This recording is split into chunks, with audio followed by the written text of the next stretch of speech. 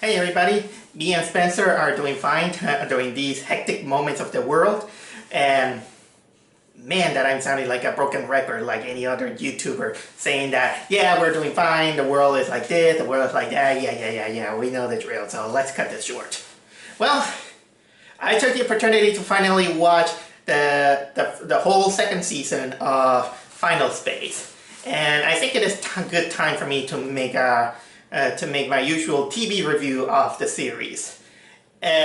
Well, let's put a recap for all the people who are into the series. You can see in the last episode, which was the season 1 finale, well, technically our heroes failed. Well, half failed their mission. They managed to save the universe, but unfortunately, planet Earth was sucked in, and all this, it was due thanks to the sacrifice of Quinn, who detonated the antimatter bomb in order to seal Final Space from the clutches of Lord Commander, who managed to get Mooncake. But the whole battle had a huge cost on almost everything. You know, again, the planet Earth is gone. A lot of people died. Some of the characters went missing, and Gary and Hugh are stranded in space now that the Galaxy 1 is gone. But the episode did end with Gary having a kind of like a beam of light shine onto him. So that makes us wonder how things are gonna go on. Well, that's why season 2 is here. So let's get it on. Cut loose, pull loose. So the beam of light that picked up Gary was actually a garbage space truck, and well, he got saved, and inside, Hugh takes the opportunity to download his AI into a robot that kind of looks like an Akira Toriyama robot. It's kind of cute, I'll say. So they get dumped into a planet, and to my surprise, they encounter this merchant from the second episode of the series that I never expected that he's gonna come back. And now that I memorized this character, this guy his name is Clarence. And by the way, I didn't tell you, but this guy, he's voiced by comedian Conan O'Brien. and I mentioned because this character is going to be very prominent in this season. So basically, he picked up Gary, Hugh, and also Little Kato and he basically said that since he's technically a con artist and a greedy little bastard, he technically tells him that since they landed on his garbage disposals, he owns them, he enslaved them, so he captured them. But he's also aided by his 2 adoptive children, which also are going to become characters in this season. One is this big burly kind of like this big burly alien with a Gatling gun in his hand. This guy is named Fox. He's played by what was the name of this guy? Ron Hunches. He's basically a big guy, but you can see that he's also has a little bit of a soft spot. And the other character is this pink hair, one eye cover, hair cover. Well, it's kind of like an pink hair emo girl who has kind of like the power of Raven from Teen Titans. Her name is Ash, and she's voiced by what was it again? Ashley Burch. And it was kind of cute that after a few seconds that they got introduced, they do the Dragon Ball fusion dance. that was kind of cute. As you can see, Gary, Hugh, and Little Kato are taken as slaves from Clarence, and until Clarence decides to make a deal with them. He tells them that they're going to participate in a heist to steal a big treasure from another spaceship during a race. They must get a treasure known as, what was it called? The Memarian Cube. And if they manage to pull the heist successfully, he's gonna provide them their freedom, and also he's gonna give them a new ship. which is this kind of like this red Millennium Falcon-like ship with a really awesome name. It's called the Crimson Light. Oh, and also for Gary's horror, guess who's back? Kevin! Kevin is alive. After he got destroyed in the last episode, he rebuilt himself using garbage disposal things, and I absolutely love the expression of Gary. It was like, no, it can't be. It was beautiful, but why are you alive? So basically, the whole episode is technically a heist during a race, and it basically shows off some of the promise that what we're going to see in this episode. It showcased, of course, the introduction of the new characters. That we see the ship, the ship has its own AI, which is a female voice. Named what was it? Ava, and she's voiced by Jane Lynch, by the way. Yeah, again, she's voiced by Jane Lynch.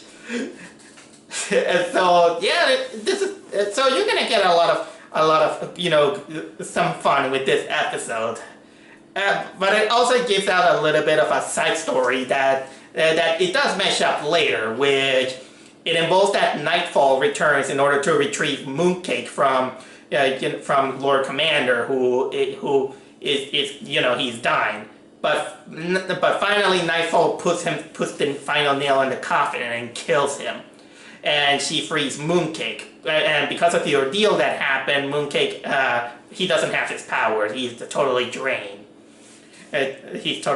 So she frees him and decides to see Gary. I'm not going to reveal exactly a lot of the things that happened during the heist, because it's pretty much a spectacle of what you can see from the characters, and well, Gary begrudgingly taking Clarence's orders because, well, he wants to be free and all this stuff. But I will tell you that it does end with the heist being successful and winning the race, and also Gary finally reuniting with Mooncake and Nightfall.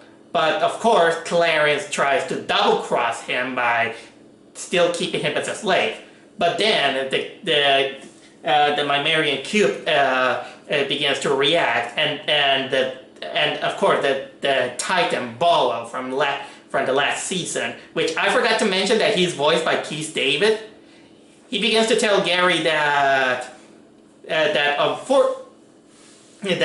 he may have stopped the whole thing, but unfortunately there's an bigger war that is coming out, and not even the whole universe or even timelines are safe. So the only way to, of course, bring out a kind of like an upper hand to the upcoming battle is that they must free Bolo, and the only way to do it is by collecting the five interdimensional keys. And lucky to them, they already have one, which is the cube. And that not only that will let free Bolo, but it will also open up final space so Gary can retrieve Quinn, who is trapped in there.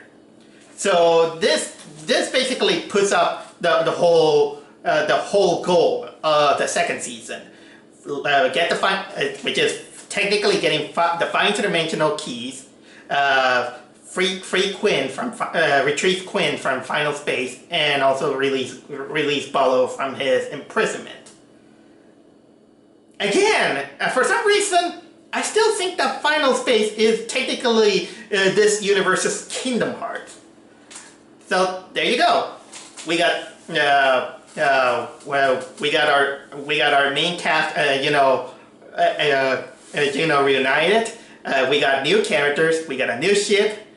So the mission is on. Oh yeah. There is kind of like a small running joke which involves Claire, is that apparently it looks like he has an erection, but it's actually kind of like a triangular money compass that he has. Take it as you will. Cut loose, put loose.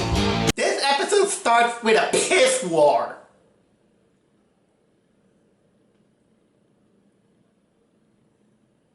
I episode. An episode that starts off with Team Gary and versus Team Clarence pissing all over the place to try to reclaim the Crimson Light. Oh my God, people, I just hope that you are strong at this stomach, because it's kind of like a whole minute of these guys just pissing all over the place. My God! But aside that, the pissing one ends when the Crimson Light it gets sucked into this big ship that kind of looks like a sunflower seed. And inside there is kind of like a colony where there is these kind of like purple furry creatures, which is led by this other red furry creature. The red furry creature is what was the name of this guy? Hush. His name is Hush Bustles. He's voiced by Alan Tudyk. And also, to make it a little bit easier to your imagination, they kind of have a little bit of a resemblance to Wilt from Foster Home for Imaginary Friends. But the thing is that it's basically kind of like a happy place. They welcome everyone, and this Hush Bustles decides to take Gary to experience his happy place in a kind of like a containment capsule. Where he's gonna go to his happy place and get some happy moments. But of course, that like many of these kind of stories, every time when you go into paradise, that something amiss, something is really fishy, and that's what all the characters realized, and they decided to rescue Gary from this happy place. And of course, meantime, we get two things. First, we get to see Gary's fantasy, which is insane. What is Gary's happy place? His happy place is basically reenacting kind of like the cheesiest and the most cliche sci-fi action movie that you can think of, where he's the hero coming from retirement. He has a kooky wife with kooky children, and he goes to save a kooky town from these Care Bears because he kills them with the power of dancing. Yes, that's as ludicrous as you can as his fantasy is. But little that he knows is that the whole place is basically a power plant colony in which it takes their victims to take them into their happy place, and while they do that, they suck the life out of them, and once they suck the life out of them, they just dispose them. Like dead batteries. So yes, as you can see, it's a dangerous place. And of course, there's also in the meantime, which it doesn't technically is important to what is happening, is that we see that Clarence technically wants to claim this place, and he just gets a few guys in order to make a bidding war. But that's not important in this episode. But some important things happen. Like for example, they managed to find Tribor, the leader of the Resistance from the last season. The six-eye guy who at first kind of like dopey, but then he shows up to be a narcissistic resistance leader. Well, they find him and they save him, and they finally manage to rescue Gary after that insane plot that he was going through. But then this episode kind of gets, from all this insanity, then this episode gets serious, in which it is revealed that Hush Bustles, he's actually in disguise a human from planet Earth, a human named Todd H. Watson. This guy, he basically became another one of this series antagonists. This is basically, he's represent. If I could be a little bit pretentious, he basically is one of the few consequences of the whole the whole thing that happened in the series finale. Because he's basically someone who lost his family in planet Earth. Now that the planet Earth is gone and he got sucked out, he sees in his horror how his wife and child got sucked into the planet Earth. But then he managed to find during a transmission that Gary is, well, quote unquote, responsible for all this. So the man became insane, and he puts the blame on Gary. So he just decided to take revenge on him. Basically, what he technically becomes kind of like the polar opposite of Gary, in which, while Gary managed to to find solace with his new friends and all this stuff, he's a guy who gets sucked into revenge, and now he got the plot of trying to kill him. So basically, all ends up, with the usual that they escaped. Clarence didn't get, the whole place, mostly because the last deal, the guy who was dealing with, he wanted to shake hands, with his multiple hands, especially one that pops out of his butt. Yeah. But the final minutes of the episode really ends up with in a sweet moment in which Gary begins to reflect about what he lost, what he has to move forward with all his friends, consoling him, and he even decides that while he's not very fond of Clarence, he probably he's gonna give a little bit of a chance to Fox and Ash or other new characters. But basically, that's all I have to say about this episode. So we're gonna move on with the next one. Again, this episode has a piss war. Cut loose, put loose. This episode is dark, but it's also a character building episode. This episode mostly centers on one of our new characters, which is none other than Ash, in which during a game of Symbol with everybody, which is basically kind of like this ping pong game in which you hack limbs, but they regrow. They find out that she has a kind of like a serpent tattoo on her arm, in which it's been identified that this tattoo it also is a symbol that resembles one of the dimensional keys that they have, and so they find out that the next location for the second dimensional key, it is on her home planet, which is a planet called Serpentis. But unfortunately, Ash she's not very keen to go there, so she basically doesn't want to go there, and she reveals her backstory, and it is really a tragic backstory, in which when she was little, she and her sister were brought up to her parents to what they say that it was a very important day. But unfortunately, that important day is that there's gonna be blood sacrifice for a ritual in which they're gonna be swallowed by this ginormous fire snake named Warthret.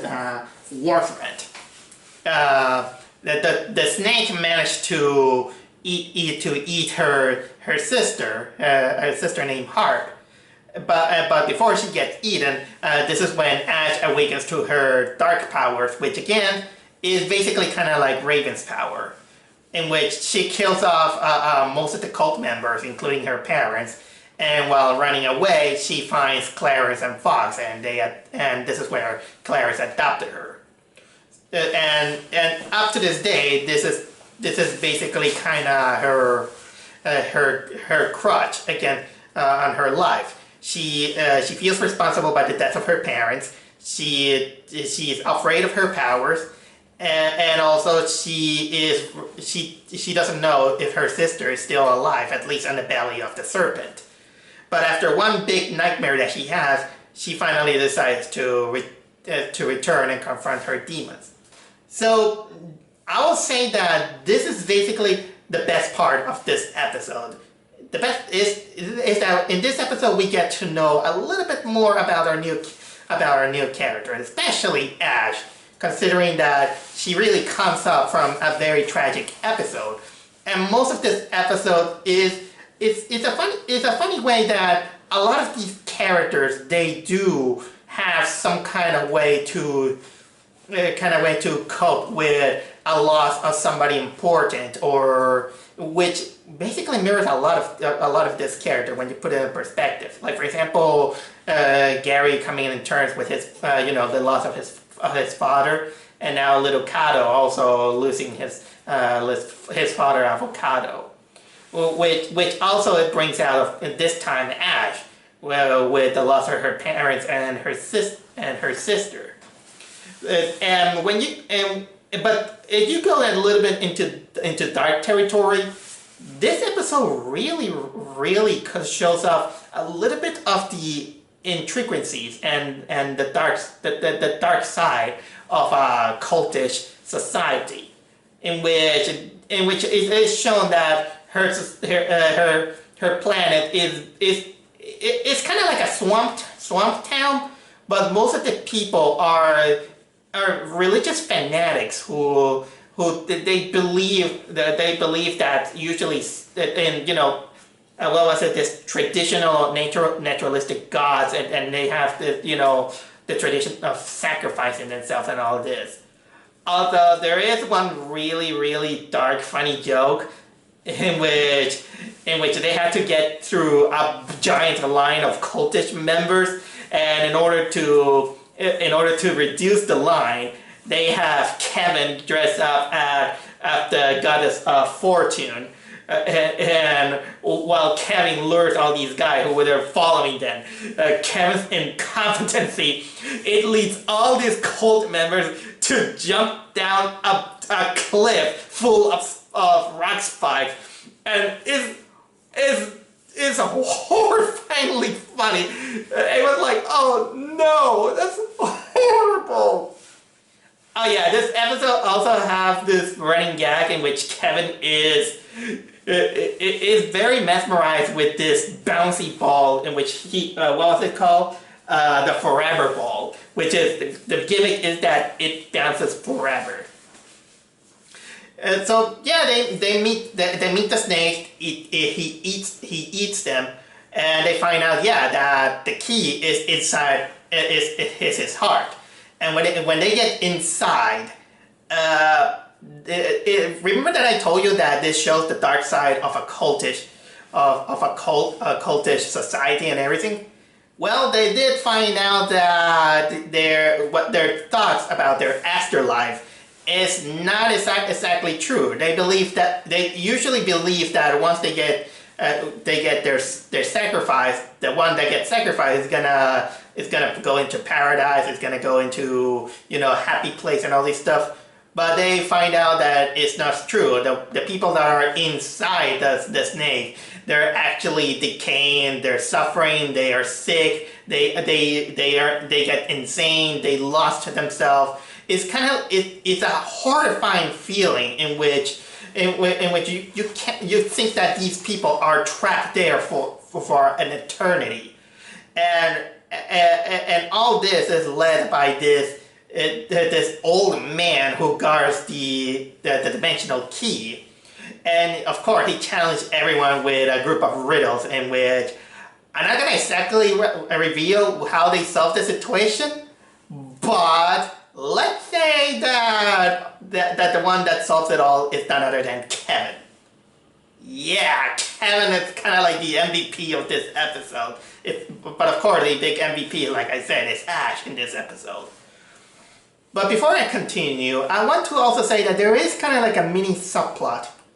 And this mini subplot is the weakest part of this episode. In which it's technically kind of useless, and it's kind of like a subplot that you can find in a Rick and Morty episode, In this one, is that the ones that are left behind to guard the ship, which is none other than Nightfall, Hugh, and Fox, they find out that an intruder invaded the ship, and it is this kind of like blue squid alien who he wanted to hijack the ship in order to reach out to his wedding. And then, of course, this episode kind of shows us up a little bit more as the personality of Fox. He's gruff, but he's also kind of warm-hearted. He's kind of like he's kind of like a silly big guy, let's say. And so he just gives him a pep talk with the condition that he's gonna be the best man. And this thing it feels a little bit out of place, and it doesn't show it. It doesn't advance anything on the story-wise. It's only there to show off a little bit more of the personality of Fox. Although I think it would have been better if they have an episode center on him, so we can know better. Kind of like they did in this one, in which it's in order to put a little bit of a character background on Ash. And continuing right now, she did find her sister. But unfortunately, her sister is not herself. She lost herself into her insanity so much that she lost. She's technically not herself. She's basically gone, and let's say that this is something that is worse than death. And yeah, it's horrifying about what happened. Which ultimately it does end up blowing up the fire snake, and this leaves Ash, with her dilemma that, well, she has to move on. She has to move on, knowing that, well, his sister is gone. Now she has to deal with the other family, and probably she might gonna use her powers for better use.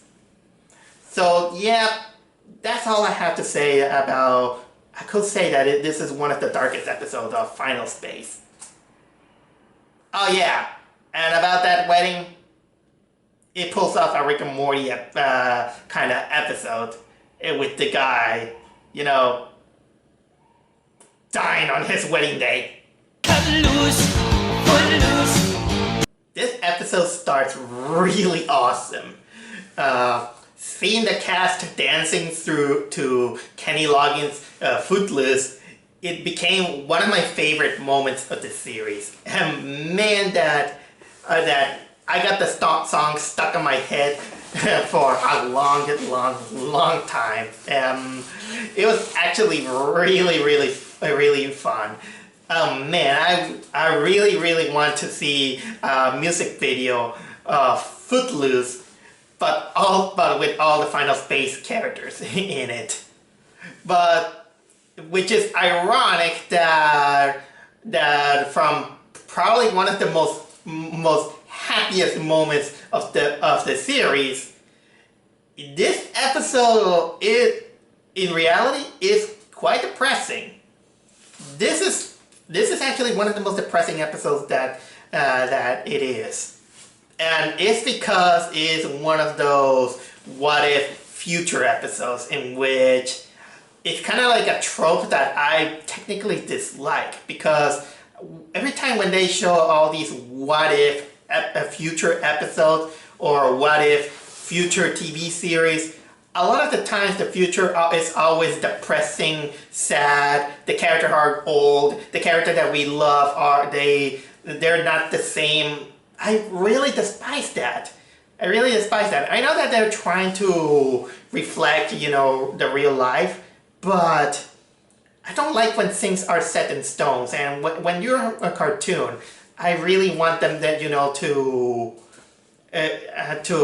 how can I say, reflect timelessly, so they can be kind of like giving us joy for future generation here and there, and take up the mantle when they pass from one creator to another artist here, and so on, kind of like a Disney version. But that's just a nitpick, and I'm glad that this series kind of pull it out, kind of in a good way, I'll say. Man, I was ranting about these kind of tropes when I'm not even talking about the episode in which it involves that after having their Ken and Loggins party, they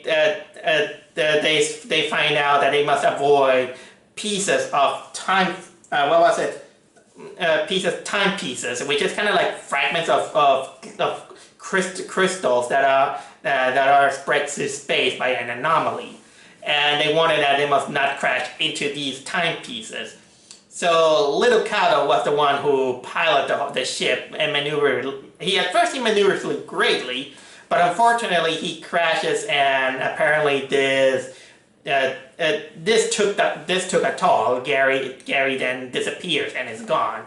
And then 60 years later, it is revealed that the whole cast has been trapped in this timepiece, and you see all these characters, old, age, but the episode mostly centers on Little Cato trying to construct a distress signal in order to bring help to help everybody. Yeah, and also we got Mooncake, who apparently got a voice box, which gives him kind of like a John DiMaggio sexy voice. And by the way, yes, that's John DiMaggio voicing the voice box from Mooncake. But of course, unfortunately, there is a catch in which if he activates the distress signal, it's gonna take up all the energy of the ship. So, and that will cut out the oxygen.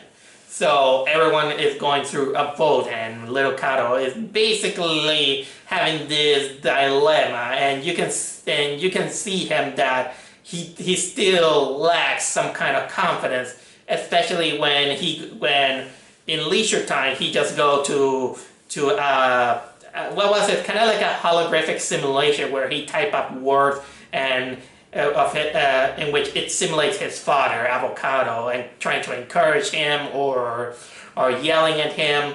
The first time I saw the episode, it broke my heart because it made me remember Avocado, who was basically kind of one of my favorite characters, and it is sad. And also you see how sad the mood everything is. You see, all the characters, really, really age. You see, you see Hugh, that he marries Ava, despite being AI artificial computers. Nightfall became blind. Fox and Ash died due to Hugh's cooking. Kevin is a little bit dirty, and Tribor is a little bit overweight. But once they decide to activate the signal, the problem arises when they accidentally also open a breach in outer space and releases a Titan. So during the whole episode it's kind of depressing, and even some of the humor that happens, you feel like and it's sad, especially because you don't want to see Little Cato going through a situation like that. But then there is a twist that it is revealed that all this thing is happening is because, yes, the ship is trapped on a timepiece, but it is divided in half. In one half 60 years happen, but on the other half, Gary is alive with the other members, even Fox and Ash, and they're trying their best to help Little Cato and the people trapped inside. But then, after a Titan battle, it comes the real twist that all the people that was with Little Cato, they weren't there. He was actually becoming insane and alone for 60 years. That means that he was the only one trapped on the other side of that timepiece. And just like the audience who get involved into the series, you are like the other crew who are trying their best to rescue the little fella, considering that all the things that he has gone through, he doesn't deserve this kind of thing. and alone for 60 years is horrifying. And it is really shown, especially with Gary, who he acts like a desperate father, doing everything to save him. And when they finally save him, he's finally to his little self, but he does remember all the 60 years that's been through. And man, this is kind of heartbreaking in one way or another. But of course, it all ends with little Kyle just being alone and decides to give his father's simulation a kind of like a break. So yeah, when you think about it, this episode is really depressing, really depressing, and so it makes me feel for the little guy. And at this point, I do feel that little Kato really became one of my favorite characters of this series. So do me a favor. Every time when you feel depressed, put some Kenny Loggins Footloose. We all need some Loggins into our hearts. Cut loose, footloose. Speaking of returning characters, remember that family that Gary shocked in the second episode of the series? You know, because he wasn't wearing the skin of the mother that Clarence gave him? Well, that family is back. This time Gary encounters them in apparently, well, I don't remember, what is this snowy planet from The Empire Strikes Back? And guess what? They have his arm. You know, the arm that he lost. And so apparently the father of the family, he decided to have revenge against Gary because he thinks that he's the one that wrecked the family. He's the one that killed off his wife, so much that he just quits his job. He sold everything, took the kids off school, and now they're leading up. They decided to become. They began to hunt Gary. So yeah, this is a crazy dude that decides to kill Gary for apparent no reason, when basically it's not Gary's fault. It's Clarence's fault. But I'll get to that in one way or another. But the point is that he reveals that he found out where Gary's mother is. She is a prisoner on a prison planet. And yet, from these words, you can tell that this is an episode where we get introduced to Gary's mother. What was the name of her? I always forget the name of her. Cheryl Goodspeed. And she's voiced by Claudia Black. And so it is revealed that, yeah, she has been captured on a prison planet and she's gonna be executed. So Gary decides to go there. But not to save her, no. In a big twist, Gary decides to go there so he can get the last laugh out of her. Because it is revealed that basically she just abandoned him and Gary barely doesn't recognize her. So he just has a kind of like this grudge against her for not being for her, not being for him during the rest of his life. Because she just disappeared ever since his father died. And so when he goes to the prison planet, they kind of find out that she technically didn't need their dad any help.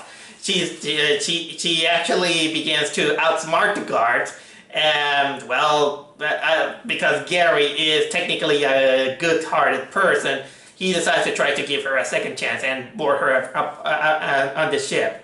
But then you realize that their relationship is technically really estranged. She tries the best as she can to avoid Gary. She pays motherly attention to everyone, even giving a new suit to Tribor, and well, she gives also some hairstyle advices to Ash, which it is revealed that she's a Cyclops. And also she managed to seduce Clarence, which, well, Clarence can technically have the hots on her. her. So you can tell that the relationship is technically really, really wrong. That is until she reveals that in order to have some kind of mother-son rebuilding relationship, she invites them to kind of like a reverse robbery to steal some family heirloom to in some place.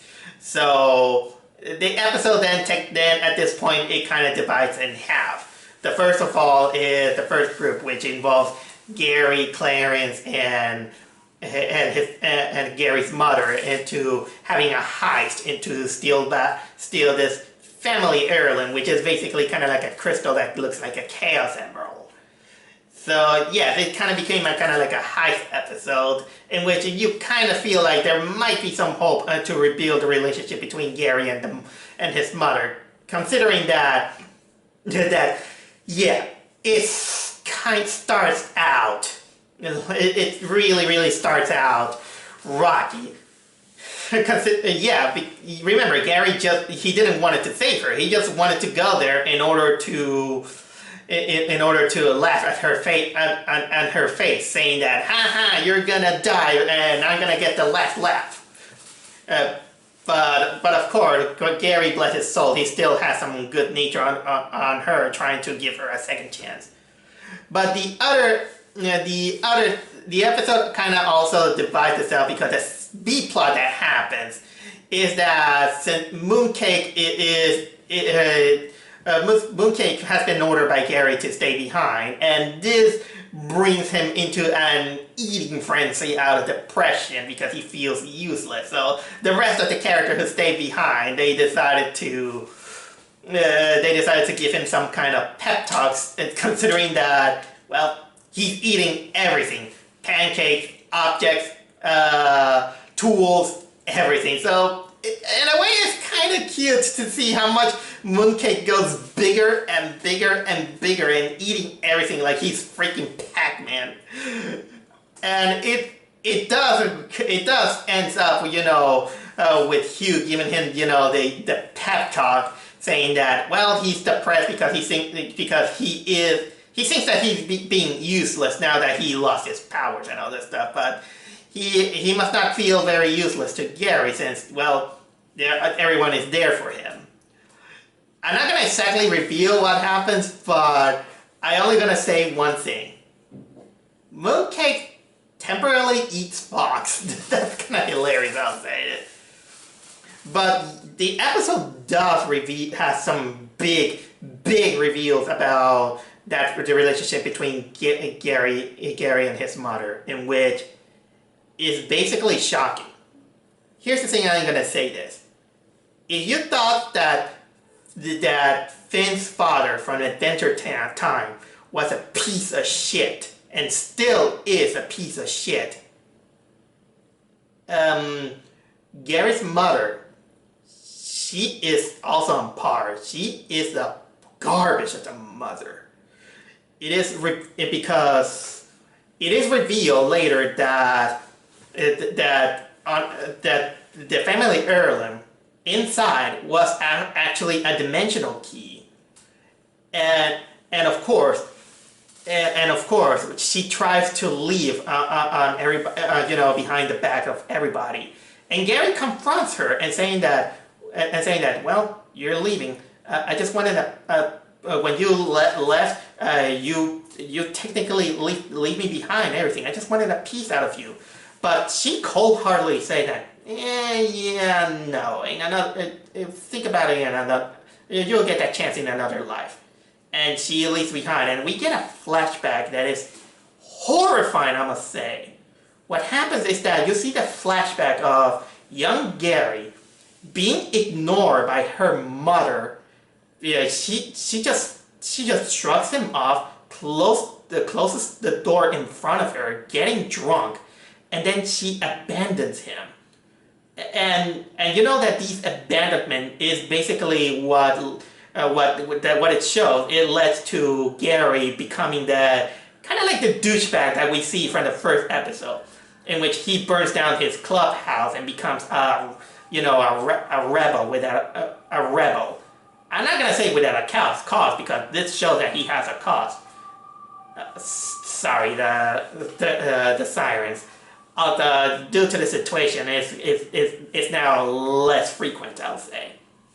But yeah, I was very shocked to see that the kind of mother that she is to Gary. And the thing is that Gary did know. He kind of knew. So much that the final minutes of the episode, we see him seeing the ship where his mother is being, fly off into space. And Nightfall was gonna say that, hey Gary, she had that family heirloom. You know that there was the dimensional key. And Gary's like, yeah, I knew it. She took everything from me. But you know what? Next time, it's on. That's actually kind of sad, and I like that the episode really made us know a little bit more about Gary's backstory. That he did have a good role model as with his father, and he still hails him as a hero that he is. But this is basically kind of like the opposite from that episode where Gary and his father had their final moments, intimately and all this stuff. And you see that his father was a great man. He was less selfish. He was technically an ideal father.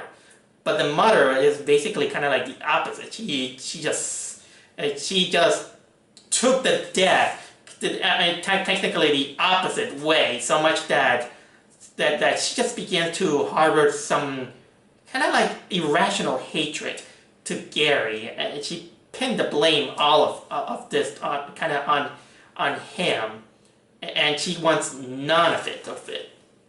And it's really cold-hearted when she just said that, well, you're not gonna get anything of me, but maybe another life, which. If you see the last couple of episodes, with the snake and Ash, that this is basically not guaranteed. So it's really cold, I'll say. And honestly, that makes me hate these kind of parents in any media and also in real life. Cut loose. The episode starts with Tribor leaving the party in order to rebuild the resistant army in order to get ready for anything. And we see a little bit more of his, narcissistic, full of himself personality, which basically this kind of turns into the basic of the subplot. But the real plot is that after Gary gives a Mooncake and Little Kato the talk, Mooncake then he is captured by some mysterious force, and then Bolo appears and tells him that he was captured by cosmic beings that look like spiders, known as the arachnetics. Yeah, arachnetics it was called. And in order to reach to where they are, they must use one of the dimensional keys in order to reach them, and in order to save Mooncake, which since he is essential for their mission. The problem is that they don't know how to use a dimensional key. So Clarence suggests that he knows somebody that probably might know. And then the first half of the episode kind of turns into, I know a guy that knows how to do this guy. Oh, but I know this guy who probably knows how to do it.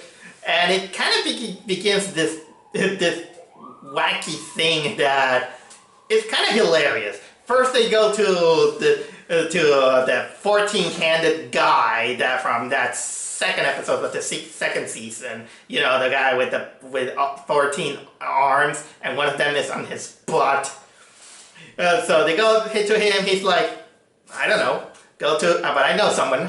And so they go to this planet with this gigantic moles that they only say, Stop. Hey, we're looking to this guy. You know how to use this? Nope, but I know someone. So they go to this cat person, which probably from the same species of avocado and little cado. Which I forgot to mention that I finally memorized that the name of their species are ventrixians. So they asked this guy, who apparently probably might hint that he might have a gay relationship with Clarence.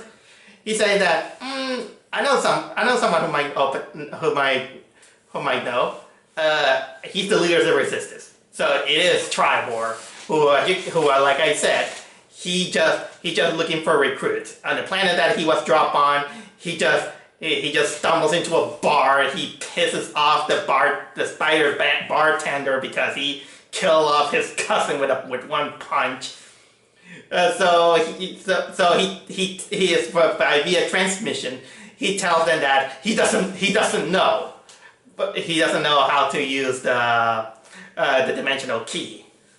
Oh man, but before I continue with the main plot, I gotta say that Tribor's subplot of him trying to recruit people for his resistance group is kind of hilarious, I'll say. You just see him still being so full of himself, acting like a badass. He recruits some other people, and then he decides to take them in order to make his own quest to try to rescue Mooncake. But every time he goes on an epic quest to find more people, he just ends up in the same bar like 3 times, much to the chagrin of the bartender. He's like, oh come on.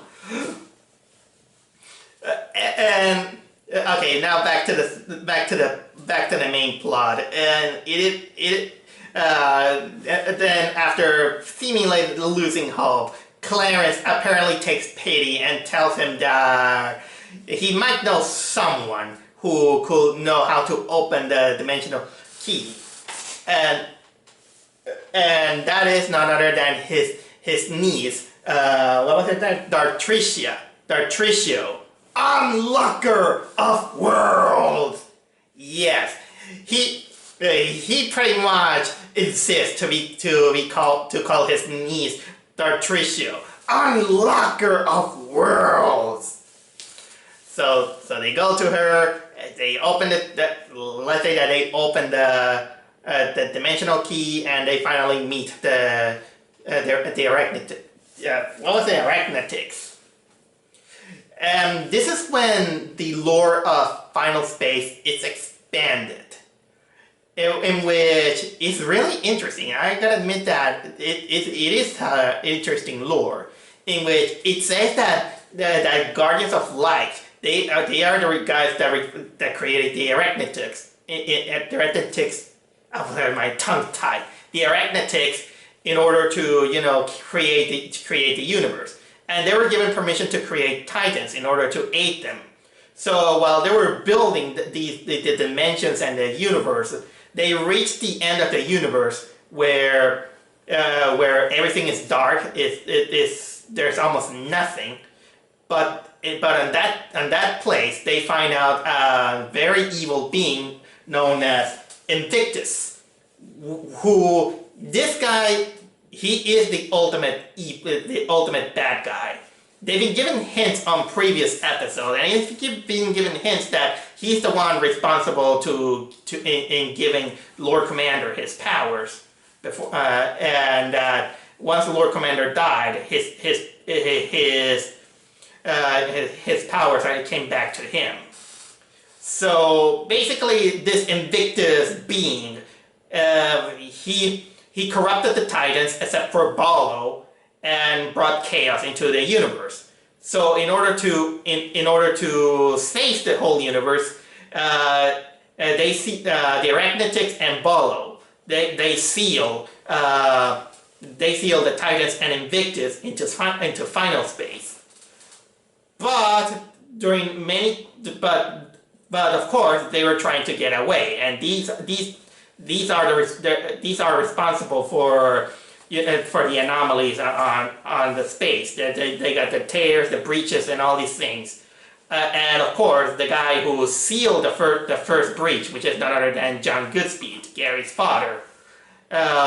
He was successful on the mission, but when he did that, a piece of final space was dropped down into that universe, and that formed into Mooncake. So basically, what the Arenatics captured Mooncake because they think that because his existence it causes an imbalance to the universe. So they were planning to toss him into the latest breach in order to seal off the problems that are happening in the universe. Yeah, that's a mouthful, and wow, that is a big lore to catch on. But I gotta admire how kind of cosmic, thoughtful, and it's not too stupid, but it feels interesting. I buy this whole thing, and again, it kind of feels that Final Space is technically basically this universe Kingdom Hearts. Like the Kingdom Hearts is basically the heart of all worlds, but it also has not only a lot of light, but it also has a lot of darkness. But not only this episode explores more of the lore of Final Space, it also expands more on the relationship between Gary and Mooncake, in which you see him during the whole episode so desperate on rescuing his pal. And it's shown on it is shown on a small flashback that remember that the first Mooncake was a caterpillar given by his father. Well, that caterpillar didn't live long because it was snatched by bullies, and then the jar in which it was, they tossed it on the floor. And I think that kills the caterpillar. So the current Mooncake is basically Gary's crutch and a reminder that he must not let go to the things that he lost. I mean, he lost his father, he lost his mother, and he lost the first Mooncake. And when he proves his loyalty, then Mooncake finally awakens his powers, and he uses the power not to destroy, but he does it to seal off the latest breach, which amazes the Arachnetics. So they let Mooncake stay with his newfound family, with the condition that to not use his powers in order to open Final Space. And then of course they let Tribor know that they rescued Mooncake, so pissed off. That was kind of hilarious, I gotta say. And of course the episode ends a little bit ominous when Invictus kind of tells Mooncake that they're not safe. And yeah, this was an interesting episode, I gotta say. Very, very interesting episode. I really liked how expansive this universe gets. And it's a little bit of a mouthful when you think about the lore. But you know what? When you construct lores, usually they're very big and it takes a while to understand it. It took me like a few tries in order to understand what the Arachnetics were saying. But in the end, yeah, it is a lore fulfilling episode, but also a cute episode that cements more the relationship between Gary and Mooncake. Cut loose, put loose. One thing I like about Final Space is how three-dimensional most of the characters are. We see in the tragedies of Gary's past. We see the tragedies of Little Cato, Avocado, a little bit of Quinn, some other. We see also Ash, and a lot of, all these characters. Some have some kind of tragic background here and there, but probably I will say that one of the most tragic characters in the cast is none other than Nightfall to give you a recap, Nightfall, she is a Quinn. She is basically Quinn, but from another timeline, in which she's been traveling to a lot of times through time and space in order to save Gary. But it's been kind of like hundreds of times in which she didn't. It always happens the same results, in which Gary dies and then she has to go back in time in order to rescue him.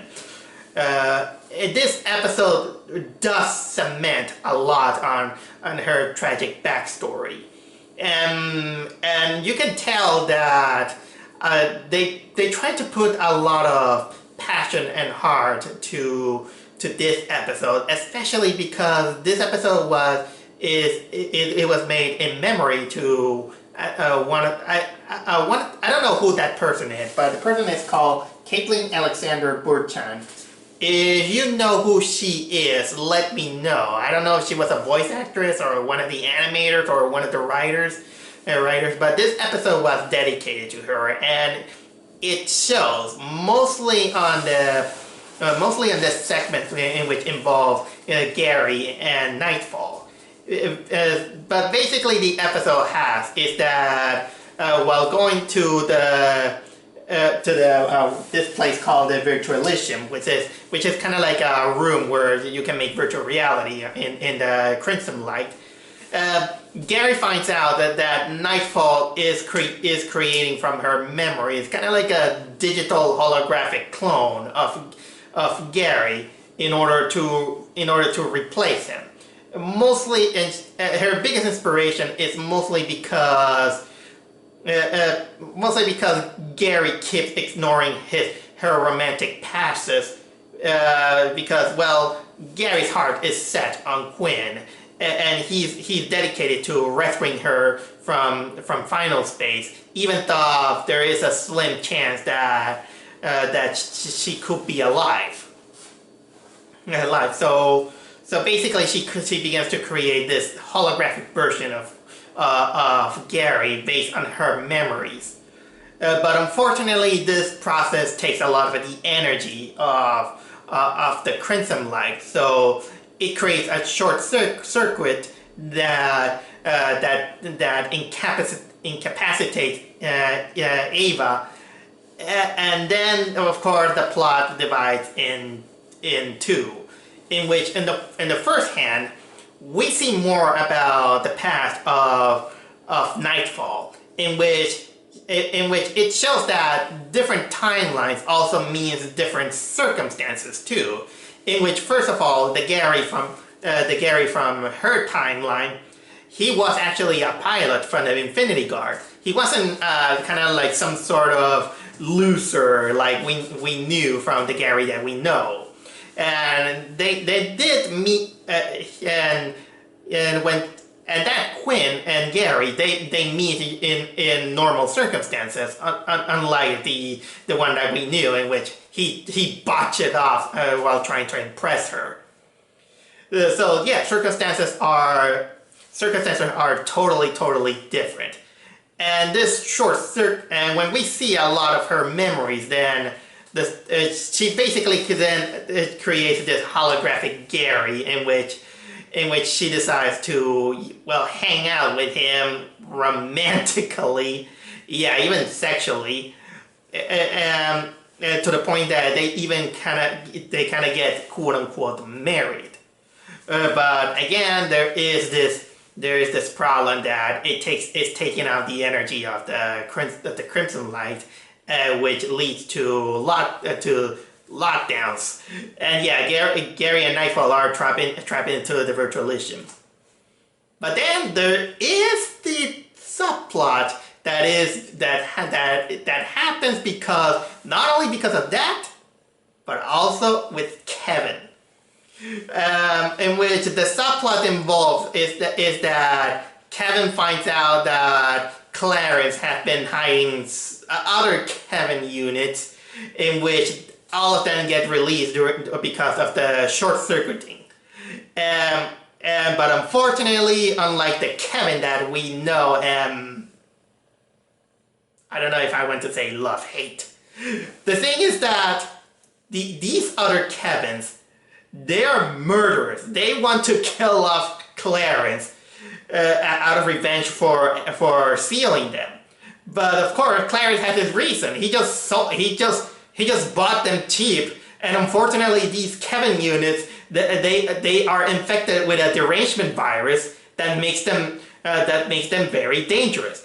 So this whole subplot has again battling this army of Kevins, and it's being treated like a sci-fi horror film. And in a way, you kind of laugh at the whole ridiculous thing. You get excited by the whole things. But one thing that also that this episode stands out is that this kind of shows that Little Cato and Fox, well, they don't exactly get along. They're kind of like angry roommates in which they try to tolerate each other, but at the same time, when things happen, they kind of respect each other. So I will leave it by that, but let's say that I don't know if this is gonna be the last of all these Kevins, but they managed to drop them out of the ship, and so they're stranded in outer space. All of them. Of course, not the Kevin that we know. But then the episode really tragically ends, in which Nightfall really begin to understand that no matter how much she tried to recapitulate all the memories of the Gary that she knew, and no matter how much she sees that Gary, he's still not that Gary. He's just a product of her memory. So she had no choice but to shut down and deactivate this Gary, which makes the whole thing really tragic, considering that it's been like more than 100 times that she's been doing this, and only for her to not find kind of like a happy ending on the horizon. Especially considering, because she later reveals to Gary that a continuity error, that I don't know if this is something like a goof off from the creator, or maybe it was something that Nightfall was hiding from Gary.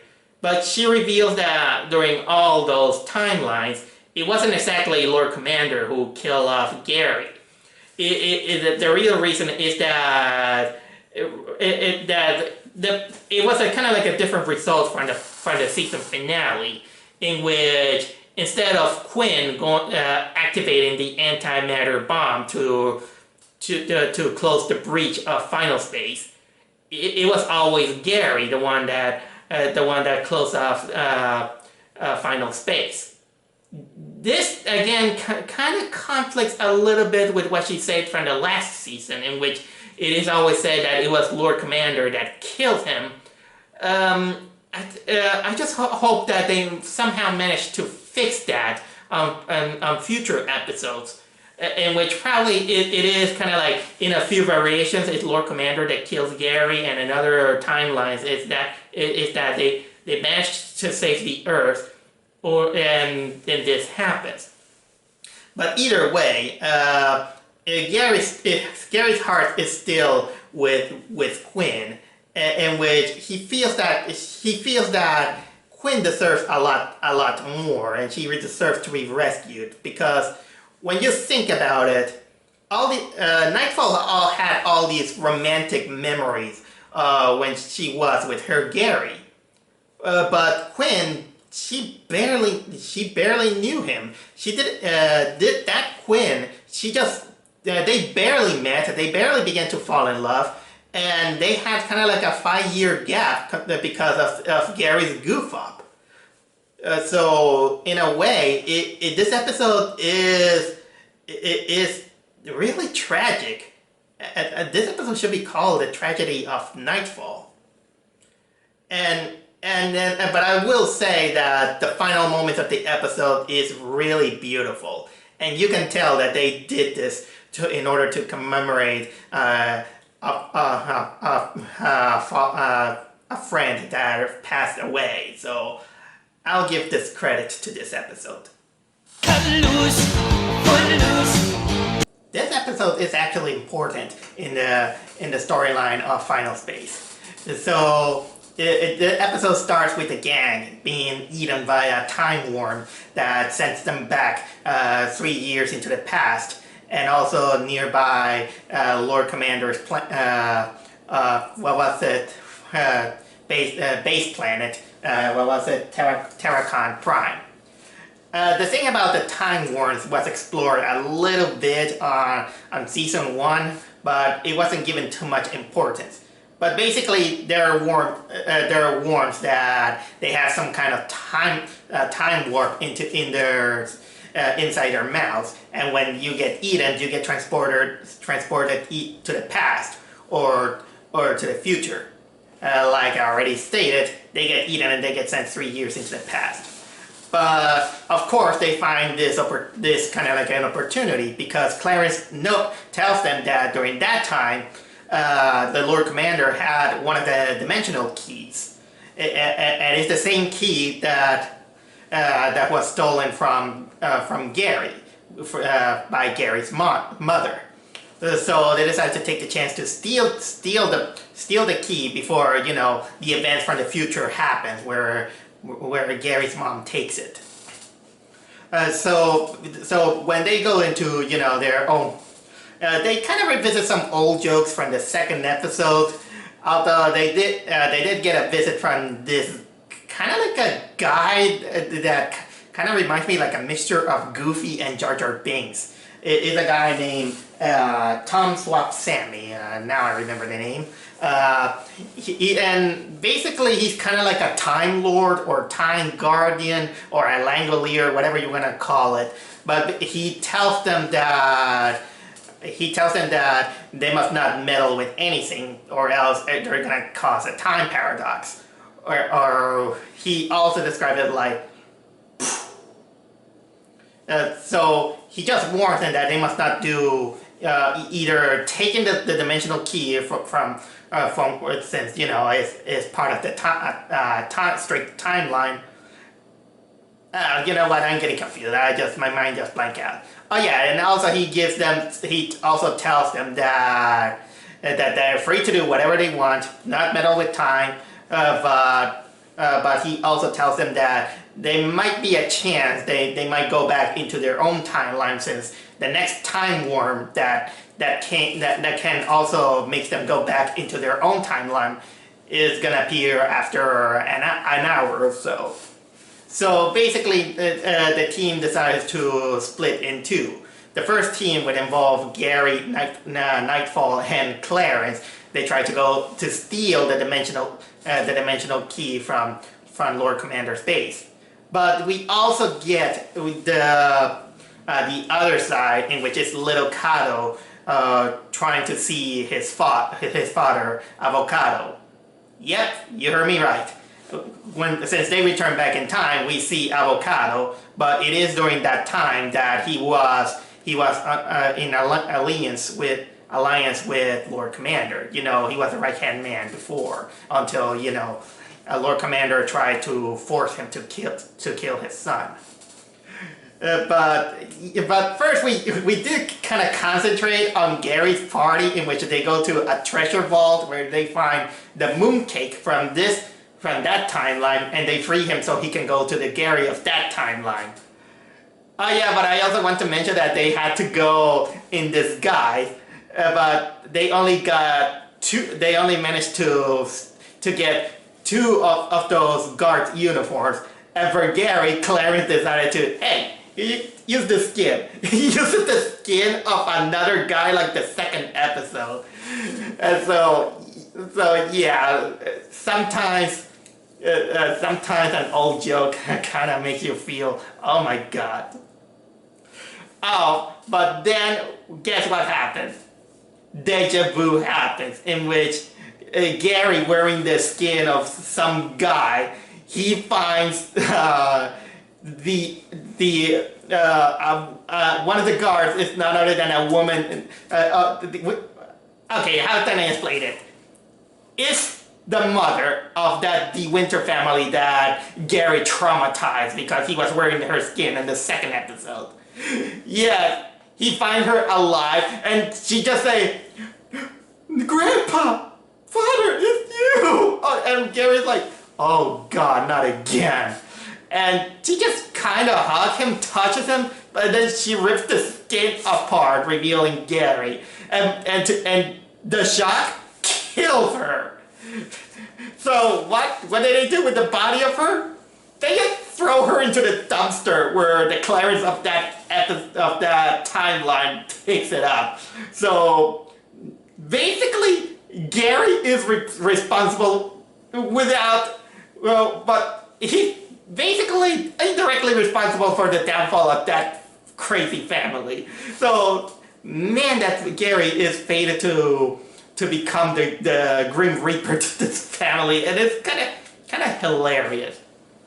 But then we get to see the other side, in which is little Kato knocking out his past self in order to meet his father, and convinces him to help him out find the dimensional key, because Clarence forgot where it is until he remembered that only Lord Commander and Avocado were the ones who knows where it is.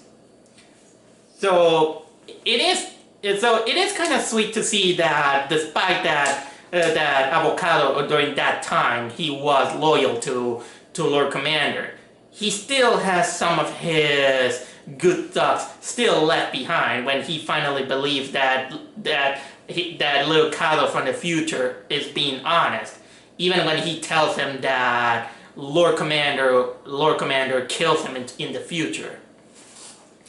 So basically, yeah, they managed to get the key, but the alarm raises and everyone has to leave, leaving the past Avocado behind, so he could delay and everything.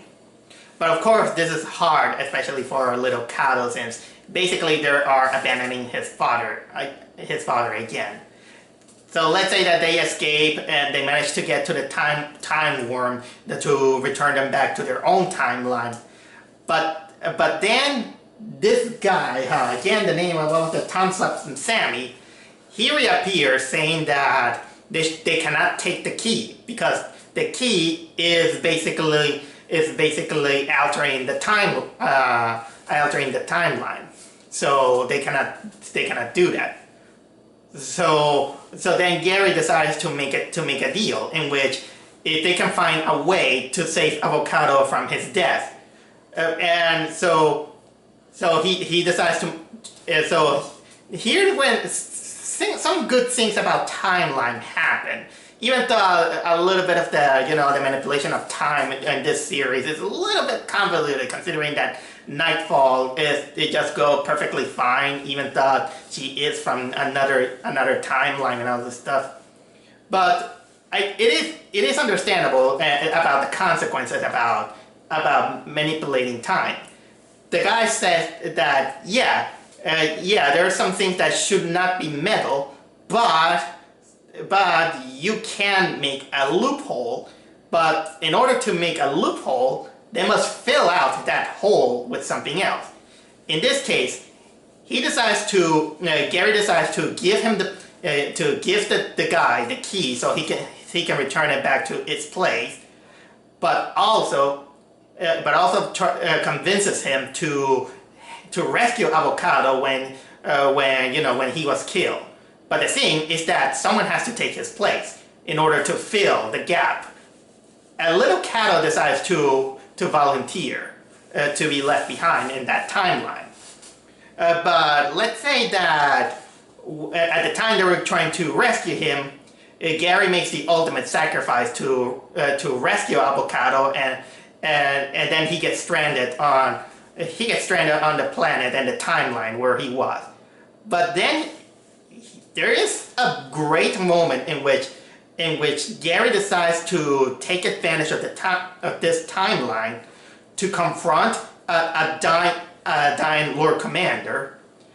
In which, well, let's say that while this moment is great, it also leads to you learning that sometimes it's not a good idea to monologue, or your villain will be rescued by his loyal warriors. So yeah, Gary is left behind on this planet, and he had to wait for months until he's rescued by the crew. And don't worry, he just get himself occupied talking to pigeons. Don't ask me why there are pigeons on that planet. They just do.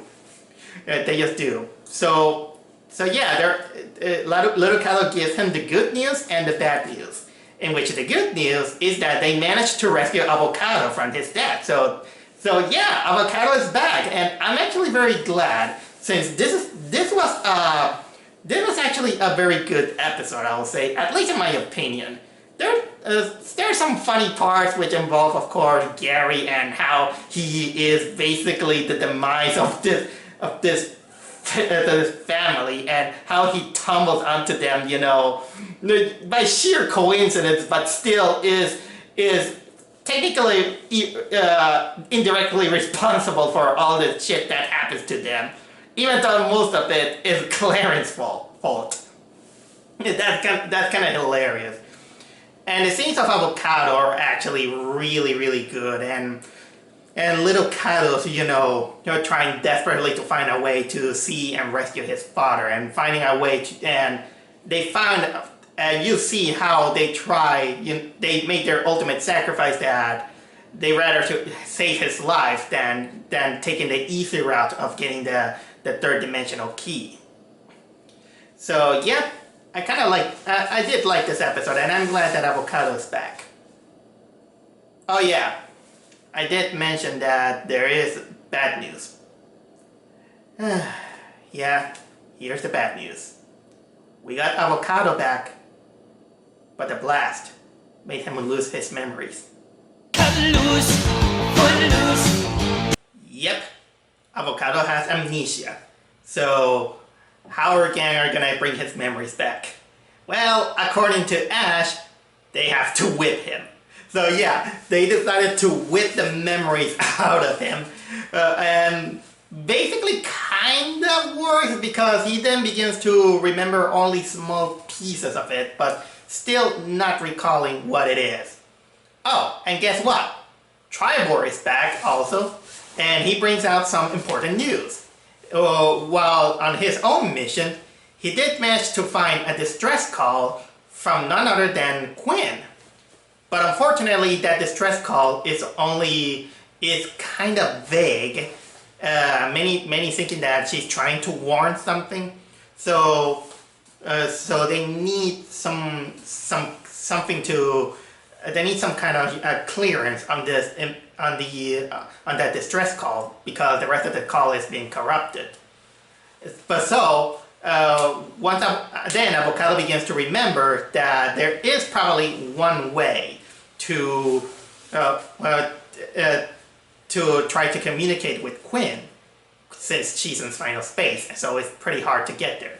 So they have to go to this planet called Canopus Prime, where there is this liquid called clear water, in which is basically used to serve as a window to every dimension, so you can communicate with anyone from any dimension, even final space.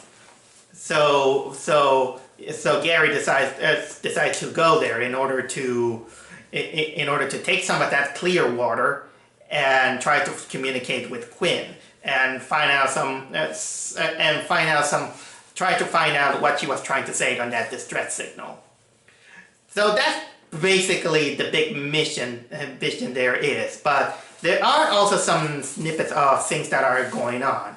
The biggest crutch that this episode has is that Little Cato is really, really upset about his father forgetting him. And in a way, even though he knows it, it's kind of understandable. It's not exactly the father that he knew, and he feels kind of upset that the first things that he's remembering are not exactly his son. He's mostly remembering some of the moments that he did while he was the right-hand man of Lord Commander. even it was shocking when it is revealed that this place, Prime, Canopus Prime, was actually inhabited, but it was destroyed by the forces of Lord Commander. So in a way, this is based our A plot, which it gets deeper. But before I go that, I do have to tell you that there is kind of like a silly but yet weird B plot. The B plot is that, well, Gary, Little and Avocado are on their mission to find ways to communicate with Quinn on that planet. The rest of the gang are then visited by none other than the remnants of the resistance group. So even their Tribor re-encounters with this girl from the season finale, which is a big fangirl of him. It is a girl named Shannon. She obviously has a crush on him, and she just went there just to see Tribor. And in a way, you kind of know that you kind of think that Tribor is kind of like an asshole because he doesn't pay attention, because he acts so pompous and narcissistic. So it gets a little bit kind of weird, kind of like in a weird relationship. She is obviously head over heels for him, but Tribor then reveals that his species, he is someone that he changes genders every 6 months. So, and for some reason he falls in love with himself, and that's kind of tearing him apart. So basically the subplot ends up with Shannon just putting a mirror on her face so they can have a kind of like a date. And then when they decide, when some distress signal comes up, he just lets her in kind of like the weirdest thing that makes you think, did they broke up? No, I don't think they broke up, but did they? No, I don't think they broke up, but it makes you kind of questioning. Okay, now that I got this out of the way, the most important thing is that they do find this clear water, in which then it is they call it what was it called, liquid space time, a liquid time space or something like that. It's a liquid that Gary has to drink, and boy, that this leads Gary into some kind of coma, in which his mind begins to travel into, let me tell you, some nightmarish things, in which I wish that the art style could have been a little bit more nightmarish, because it still has the same, I would say that it does still have the same aesthetics of the show, but I think they could have pushed it a little bit more to make the world kind of like a little bit creepier. And it's funny enough, because I'm beginning to get a little bit more of Kingdom Hearts vibes, in which, you know that in Kingdom Hearts, almost near, there is the world of darkness, in which it's kind of like a very creepy place. Well, they do that in this, in Gary's mind, where he finds, nightmarish creatures. Then he has to climb a mountain of corpse, and then he finds some guy named Phil, who in order to get some kind of map, he has to put his hand in a pocket full of baby hands. And yet, I'm telling you, what I'm saying, it sounds creepier, but I wish that the art style was a little bit less cartoonish. But basically, Gary finally managed to get through all this creepy stuff, and finally managed to find Quinn to communicate with her. And man, that final space looks vague, but you can tell that it's not a nice place. Because imagine, Quinn is surrounded by lots and millions of corpses of Gary from other timelines. So so imagining Quinn being stuck in the middle of nowhere with nothing but corpses is kind of like a scary thought. but of course, unfortunately, she wants Gary to not find her because he's gonna call the attention of the main bad guy, which is Invictus. And of course, Invictus finds him and tries to get Gary. One thing I also forgot to mention is that when Invictus shows up and shows kind of like his face, it kind of looked like, you know, the usual symbols that people use in order to draw Satan. You know, kind of like the skull, this big horns with fire, kind of like a skull, kind of like a goat. You know, the typical designs of Satan, which is both cool, but at the same time is kind of overused. I'm kind of nitpicking because this is kind of like an overused design, but you know what? It's still game with me. But I'm glad that at the same time, while Gary is in that coma, there was a moment in which Little Cato and Avocado are trying to protect Gary from being eaten by crows. And it was finally on that moment that Avocado finally remembers everything. And the thing that gets him is when he finally remembers the moment in which he rebels against Lord Commander when he was being forced to execute his son. But yeah, Avocado is back, but unfortunately Gary wakes up. And why unfortunately did I say? Because he's been possessed by Invictus, and this is the moment where things get too serious, I'll say. Possessed Gary is really, I would say that it's kind of creepy, I must say. The things that he just said is technically bringing out the worst of everybody. It spouts out into the psychology of the character and talking all the bad things that there was. We get some interesting battle, but the thing is, what happens is that Invictus takes more interest on Avocado more than Gary, so he transfers into Avocado, and so he gets possessed. But unfortunately, again, when Invictus possesses someone, it brings the worst of everyone. He just begins to tell Avocado that Gary is trying to steal his son. That any words that everyone's trying to snap him out of it are all lies and all this. In which the battle brings out with Avocado shooting Gary into almost near death. Little Cato shooting Avocado in order to stop him, and then of course escape him with Avocado just yelling at his son that you shot me, you're no longer my son, and all these things. Very, very harsh words. And yeah, the episode ends, of course, with that we lost Avocado again. He's alive, but unfortunately he's possessed by something evil. Yeah, Gary is put to be healed on a capsule, and we just leave Little Cato just sad that he lost his father again.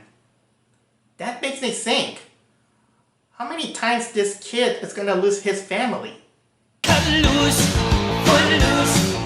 It took 3 days for Gary to recover from his wounds, and well, everyone was worried. Well, maybe except Clarence and a little bit his 2 adopted children. But then he notices that Little Cato is gone. And from what happened is that Little Cato feels guilty for all the things that are happening. And he feels that shooting his father, even thought it was to protect Gary's life. And he still, feels a lot of the pressure of the things that are going on. And basically, he kind of lost his father a second time, which is really hard on him. So he runs away and asks Gary not to follow him. But of course, Gary decides to find him. So thankfully, they managed to track down that he is on a planet named Galank 22. So this episode, it is both sweet also heartbreaking, but I warn you that this episode is also has some really, really nasty stuff. And I'm not gonna say exactly nasty, but of the events that happen. But I'm serious that you have to stomach a little bit of the stuff that is happening. But mostly because of the Clarence subplot that is happening. So the thing is that Gary, Nightfall, and Kevin are trying to find little Kato. Clarence, he finds out that the king of the town and this planet, he died, and so apparently the kingdom is basically gonna fall if the queen doesn't get married immediately. So Clarence gets on top of that, not because of the queen, but because she is wearing a crown, and you know that a crown is filled with valuable jewels, and knowing how greedy he is, he wants it, and he wants to do it, of course, because not only the kingdom will fall if the queen doesn't marry, but they're gonna burn down the crown too. So he tries to woo her, but unfortunately for him, that queen is, the best way I can describe it is that she's kind of like a Cthulhu-like creature with kind of like a naked squid and always salivating or something like that. And yeah, it's kind of like an ugly. It's ugly. It's kind of ugly, and you're gonna have to and this most of the episode you're gonna have to deal with Clarence trying to kind of woo her and going through some gross moments. Boy, that I warn you that you have to stomach some of the stuff that there is. It's not exactly kind of like Ren and Stimpy, gross out humor that there is.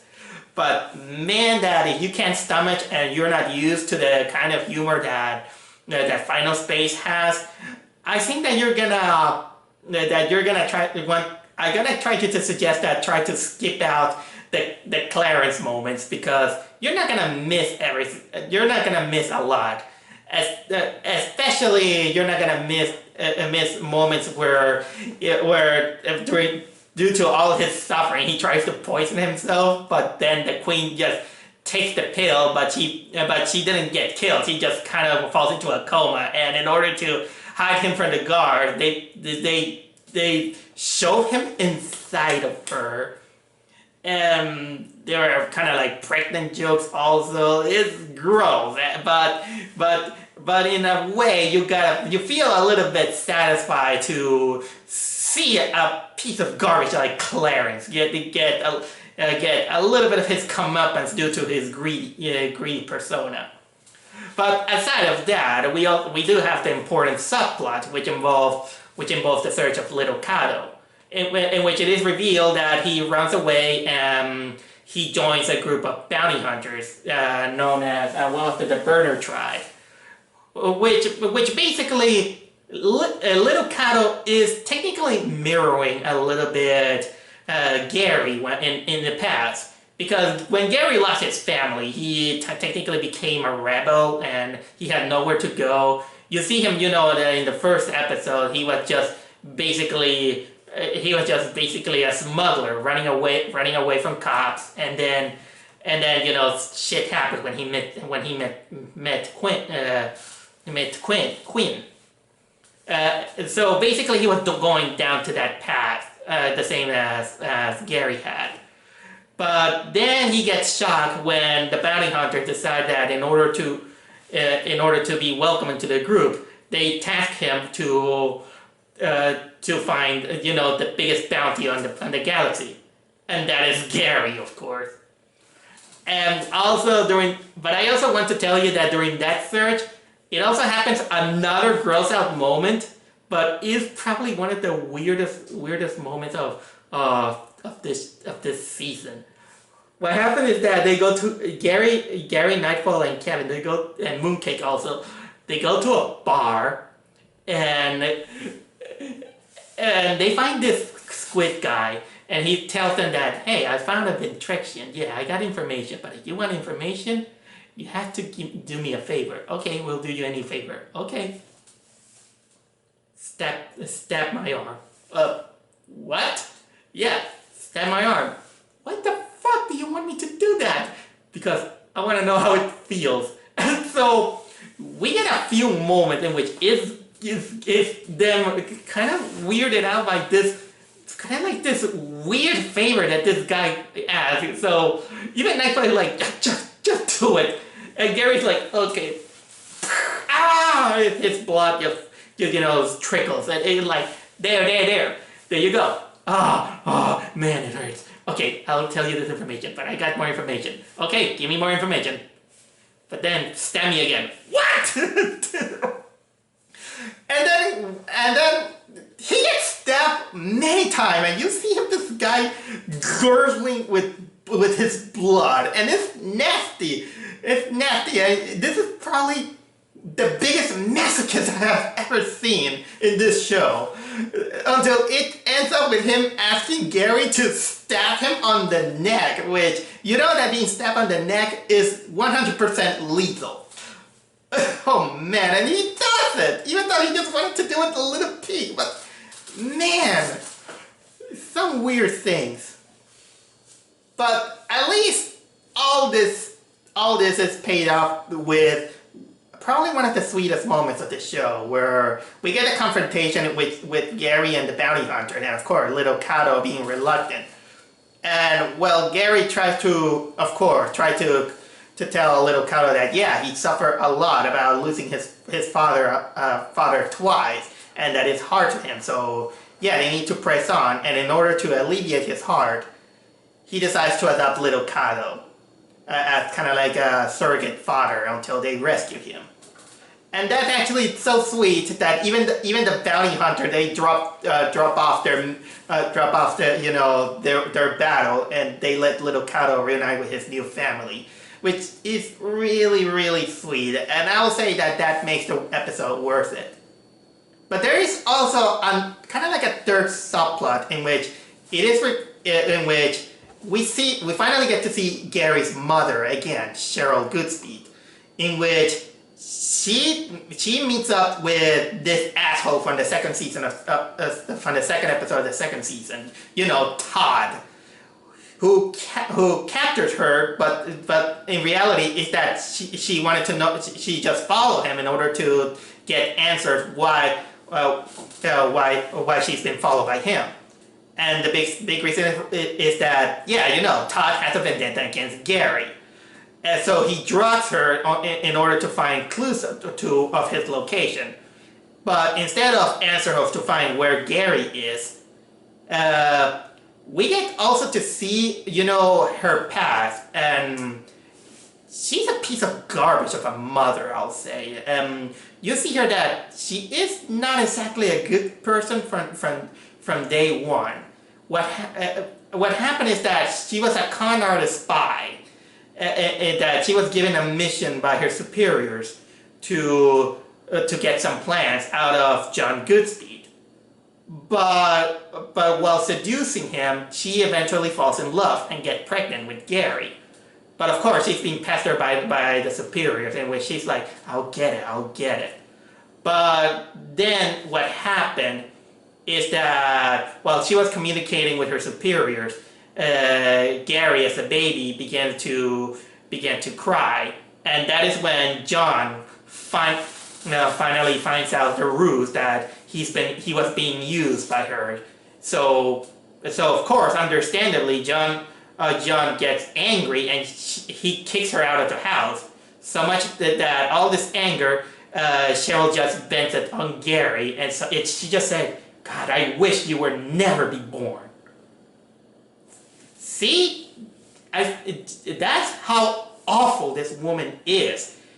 She kind of vented out on Gary when Gary is kind of nothing to blame. He didn't do anything. She just kind of blamed him just because he just cried. Yeah, I know. Crying babies are a hassle. I know about that. So it is horrible to see, and you really get pissed off at this woman. But of course, that was enough to have Todd being satisfied. So he and Cheryl makes a deal in which she's gonna lead him to Gary, but also she tells him about the dimensional keys. So they form a truce. So yeah, a lot of things happen in this episode despite the gross out humor that this episode has. Some important ones, and sweet ones like Gary adopting little Kato, but also horrifying ones to see more about Cheryl Goodspeed. Things are picking up right now. Cut loose, foot loose. Cheryl Goodspeed gets ahead of the game by collecting the fourth dimensional key, which was on the ruins of Terracon Prime after the fall. So that's how the episode starts. But actually the episode really started with our crew celebrating some kind of celebration that Clarence made up. Which is called a Carnival dinner, which basically is kind of like his own version of Thanksgiving, in which he kind of uses this in order to elevate his ego and having everyone praise him and saying that they're grateful for him, and you see him how he's very eager to have everyone loving praise him and everything, but much to his shock. Even his adopted children, Ash and Fox, they begin not to praise him, but they begin to praise Hugh, Mooncake, and even Fox. Feels grateful for Kevin of all robots, and things get a little bit worse when they begin to also warm up to Gary. So Clarence becomes ungrateful so much that he finally decides to take on the offer that he was given by Cheryl, which on the episode where she boarded the ship, which is something that I kind of left out with because I thought it wasn't too important, but it was. So basically, Clarence tricks him to go into a planet called what was it? The Doga spaceport, which is basically this giant mall. He tricks them by saying that this is where a dimensional key is, which is half true because Cheryl is there. So and he made all this trick in order to have the team on board the Crimson Light, so he can deactivate Ava and steals the keys. But before I continue on, I do have to mention that there is a little bit of a silly subplot in this planet, which is not exactly too important. The subplot, it involves Hugh and Mooncake getting involved a robot arena in which the winner is gonna take 10,000 drop noids, which is the currency of this universe. So it's kind of funny to see how during the battle of the robot arena, you see all these gigantic cool robots that they destroyed themselves, and Hugh basically kind of did nothing. He was kind of like the little guy who just do pathetic things, but he just got lucky to survive, and that was kind of hilarious. But things get a little bit insane when all this battle arena was actually some kind of con, which also involved the mafia and the police, in which of course it ends up Hugh taking the money but giving it back to the police because he realizes that it is stolen money, and the police is like, wow, you guys are great. You're really honest people. We were looking this money for years. So here's your medal. Here's your medal and 50 drop noise. And I mean, it's 5 times the money that they recover. He was like, this is 5 times the money that we got. Oh yeah, you can tell why the economy of this place is. Oh yeah, and here's a hat for you. Yeah, that's insane. But the biggest crutch about this episode is actually the Clarence plot, in which he's been discovered by Fox, and Fox is horrified about what Clarence is doing, so much that he tries to stop him. But of course, he can't bear to shoot his adopted father. But of course, this is when things get shocking, when Clarence stuns him with a stun gun, and while he escapes, Fox gets hit on the head, and he begins to bleed, almost to the brink of death. And you know that when you get hit in the temple and you begin to and your skull cracks, you're gonna bleed to death. But you see him how he struggles to get on to reactivate Ava in order to communicate with the others that what was it that Clarence betrays them. So basically, of course, Ash decides to assist his adopted brother alongside with Kevin, while the other try to go to get Clarence. And things get and of course you see a lot of things happen that is really, really heartbreaking. Most of it is seeing how Fox was almost got killed by his adopted father, and seeing how Ash desperately tries to save him, but unfortunately they didn't have enough materials in order to have the healing capsule work as properly as possible in order to save his life. This is when Kevin makes one of his ultimate sacrifices, actually proving, at least for most of the time, that he should. Okay, how can I say this? Kevin sometimes he's annoying, he's obnoxious on his character, but he really does save the day a lot of times. And in this case, he makes kind of the ultimate sacrifice, in which he takes out a chip from himself, which is made from the material that they needed, which is a chip that keeps him from becoming insane, because that's his function as a what was it, space insanity avoidance companion unit. He finally saves Fox, but of course at the cost that he is a little bit more insane than he is. And then we get, of course, this chase scene with Gary, Little Cato, and Nightfall of chasing Clarence, who he has technically the ability to change skins to his like, for example, a snake rat and then an insect or something like that. So kudos for him being that dexterous. Oh yeah, and they managed to get this dog who kind of really looks like one of the children of Jake the Dog and Lady Rainicorn. I'm serious, it's probably one of their missing children. But of course, it ends up with Clarence escaping and giving the keys to Cheryl Goodspeed. So she has now all 4 keys, 1 left to go.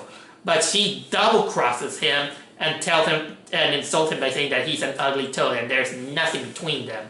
So she abandons him, and of course Clarence is horrified because he technically abandoned everything just for her, because he was technically in love with her.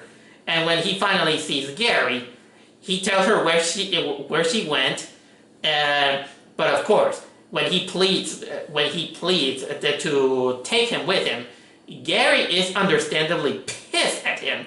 He just said, "Why should I trust you? You betray us, and you almost killed Fox." What? I almost killed Fox? That wasn't my intention.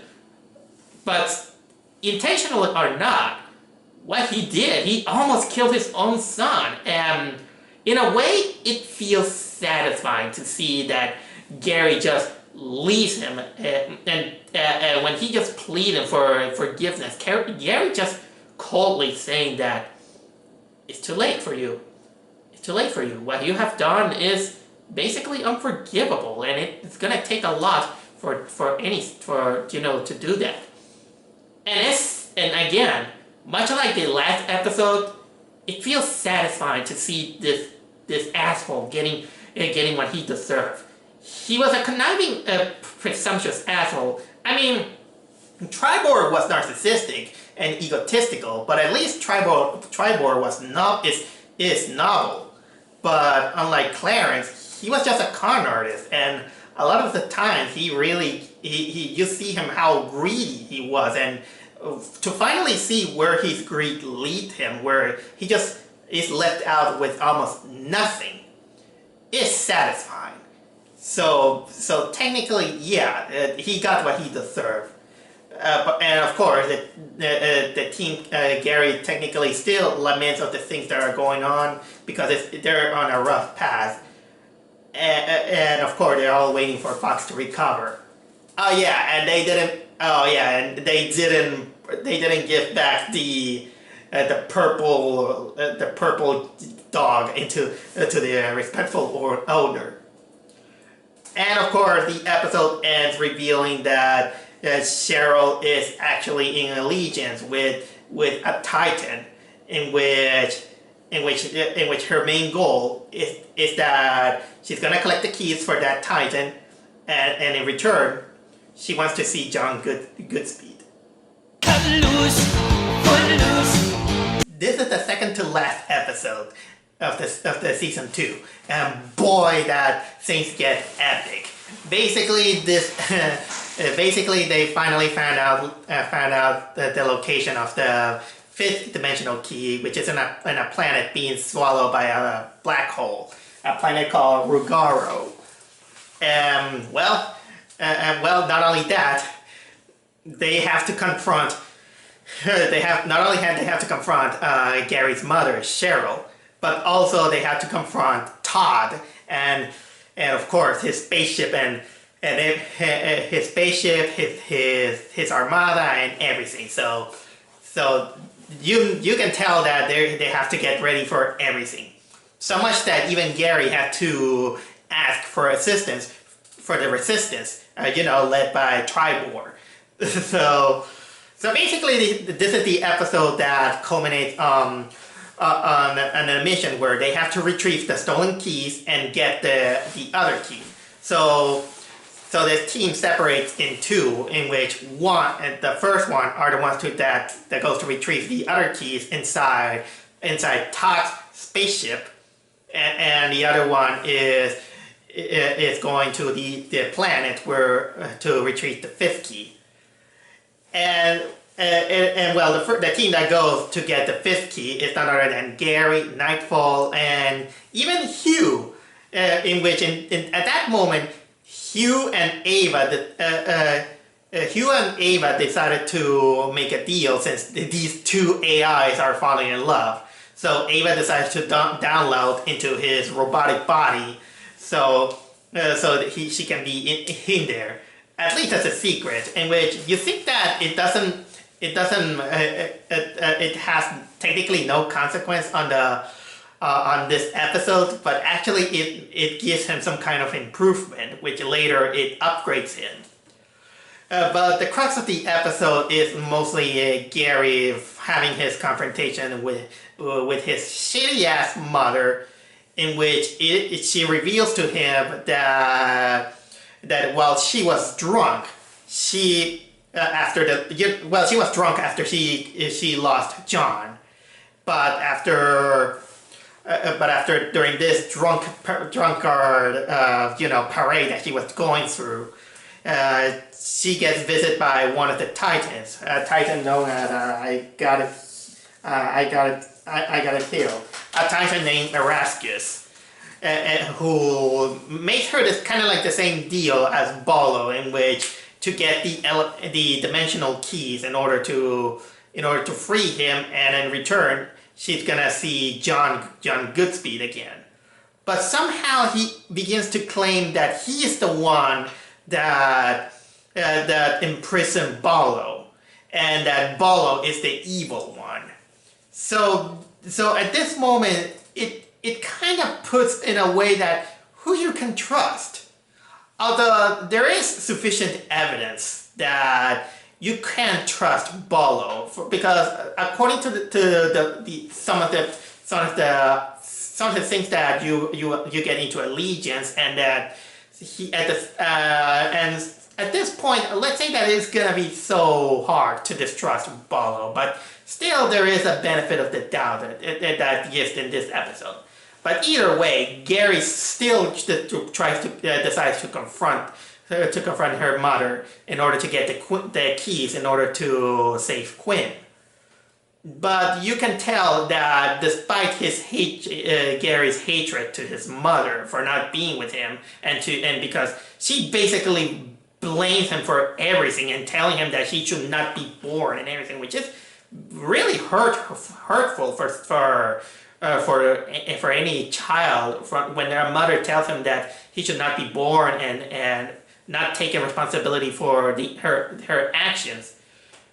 Still, Gary, bless his heart, that he tries to bring her to her senses, but being reflected, it makes it really, really hard.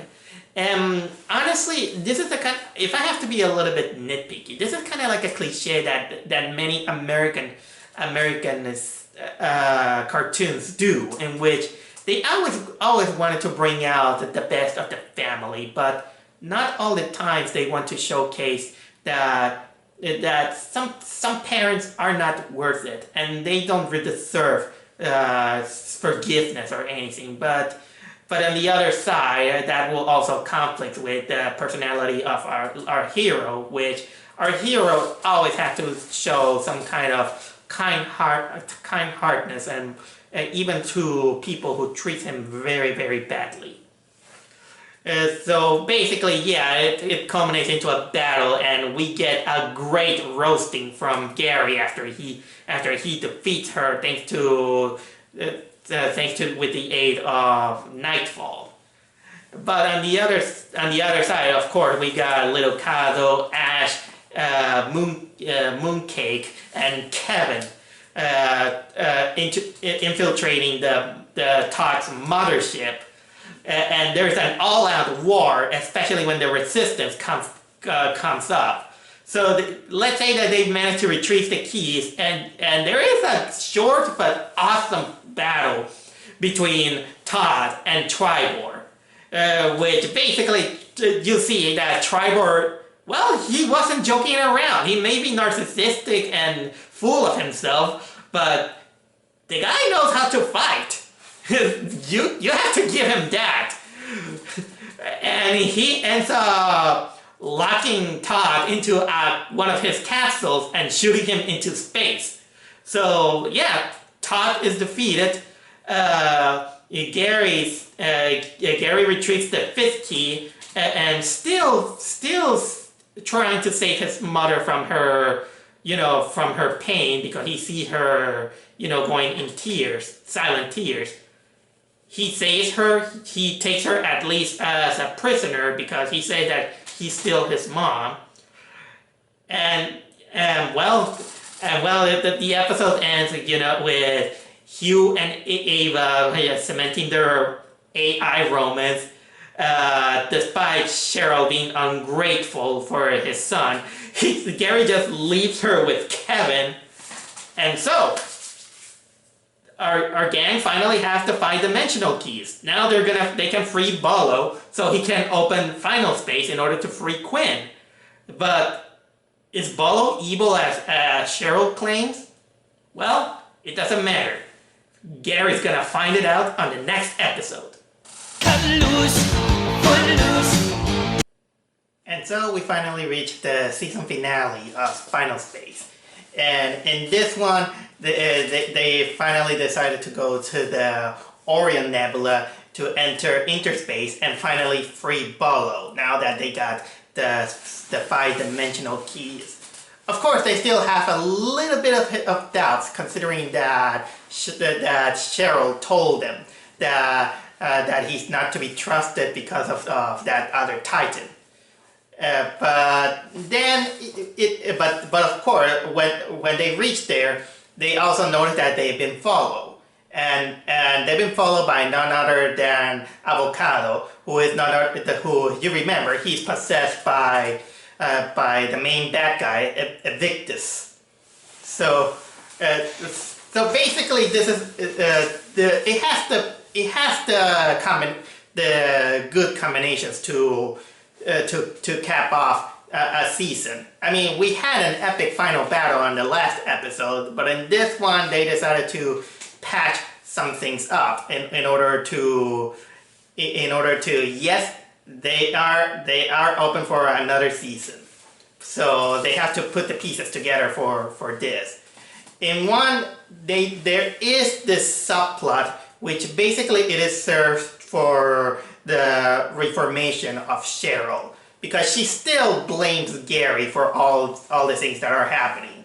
So Tribor, Hugh, and Fox decides to try out going to the Virtual Elysium in order to pick up her memories and give her some kind of extreme therapy in order to find out where her hatred to Gary comes from. And yes, basically what it has is that yes, she blamed Gary for everything. That she technically she basically just leave him when of course when she broke the trust between her and John. Well, they did find out that yeah, Gary is not to blame. All is to blame is herself. So they tell her that even Tribor said that you abandon all these nice plates, this loving husband and this kid just for nothing. And yeah, they give her, they even show her what if situation in which she could have a happy life if she could have not left Gary, and tell her that yeah, it's too late to form those memories, but she can make new ones, and that since John is gone, she still has Gary, and she can make up for all the loss and those 32 years that she wasn't for him, which this finally gave some solace to Cheryl, and she's finally reformed. I think it is a good thing that she is reformed, but in which I have kind of like mixed feelings out of it.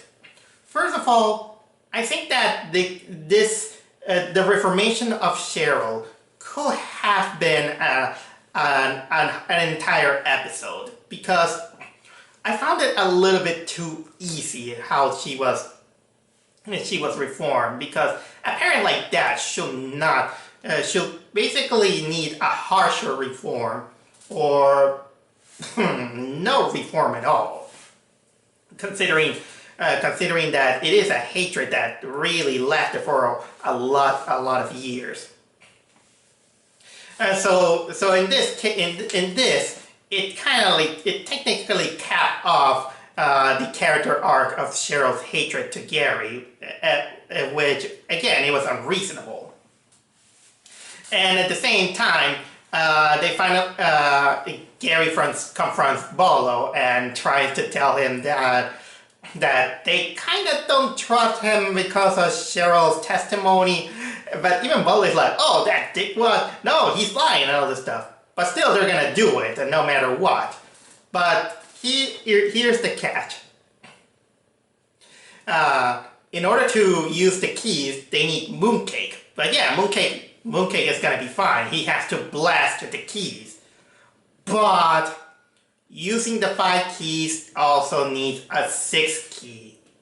And the 6th key is someone's life. Yeah, Bolo didn't say that part of the deal, because he was afraid that Gary will back out. And unfortunately, it is needed because the life essence is powerful and is as powerful as the keys, and is necessary to free Bolo. So there was technically no other alternative, despite Gary's objections. And with that, of course, Nightfall is the one that volunteers for all this. But of course, things get intense when the possessed avocado begins to battle Gary, and then he's aided by the rest of the team. Even Cheryl, who again, she reformed. But while doing that, of course, we get the sad moment in which Nightfall sacrifices herself in order to finally free Bolo. And it is sad. I gotta admit that while it is not as painful as when Avocado quote-unquote died, it is sad when you think about this character that she finally gets to her final journey, and it's a way that her death is kind of like her final rest after traveling so many times on time and space and not finding kind of like a happy solution for her. So it's basically very tragic to see this character gone and sacrifice herself for not only for Gary but also the Quinn from this timeline. And the character that got hit hard for all this is actually Ash, because on this season you can see that she basically formed a bond with Nightfall. Kind of like a big sister relationship, to the point that even in one of the episodes when she was doubting her powers, Nightfall tells her that she can use the powers for good. So she basically managed to use her powers to finally subdue Avocado and release him from his possession. And yet, we finally got Avocado for reals this time. And of course, Bolo is freed and interspace collapses. So they managed to escape. Oh, what are they doing the cars like that? Sorry about that. Probably they're escaping interspace. So of course the Arachnetics return. They're called by Bolo, he's gonna bring out war to the Titans inside Final Space. So the Arachnetics also tell Gary and the team that once they go into Final Space, they're gonna seal it and they cannot return. So they accept. Our heroes, they finally enter Final Space. And Final Space is like you think it is. You know, lots of Gary corpses in. It's kind of like an eerie, creepy place. And kind of a little bit mirroring the finale of the last season. They find Quinn. Finally, Gary and Quinn reunite. But the episode ends with a cliffhanger when of course we get the presence of our bad guy Invictus. Man, season 3, what's gonna happen? Cut loose, foot loose. I'm not gonna lie, guys. Season 2 of Final Space is actually a bit of an improvement compared to the other season. Because this is kind of one of those serials in which you can see some actual character growth on a lot of the characters. We get to know them better, we get used to them, even we got some likable new characters. Well, kind of except one, and I like how it expands the lore, and we see also some new planet. A lot of the character build-up is better, and man, it's basically kind of like a slight improvement compared to the other season. And I think that it is all thanks to the improvement on Gary. Gary, he starts out the series kind of like a goofball and a very reckless, immature guy. But then as the series progresses, you can see that he grows up in personality over the course of the series. Sometimes he's still a little bit of the goofball, but you can notice in this season how he improved. He improved as a character, and he grows up. He grows up tremendously as a character, and so I gotta admire the effort that they building this character.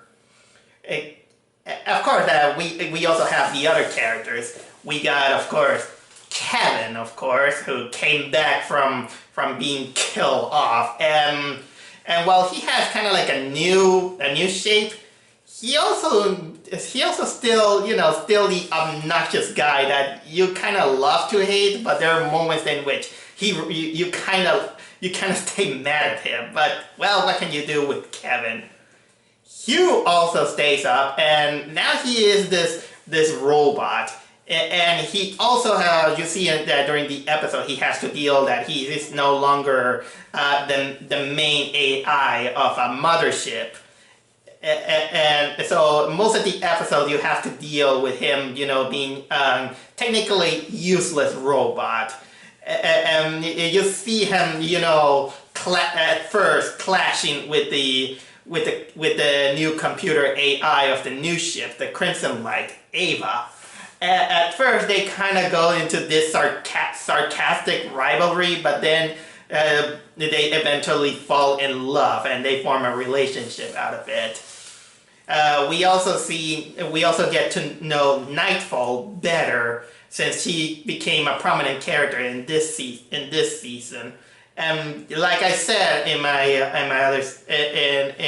review of one of the episodes, she really turns out to be a very tragic character, and the end of the season really puts an end to her tragedy, and is both sad and a little bit also of a relief to her 100 times suffering that she has been through.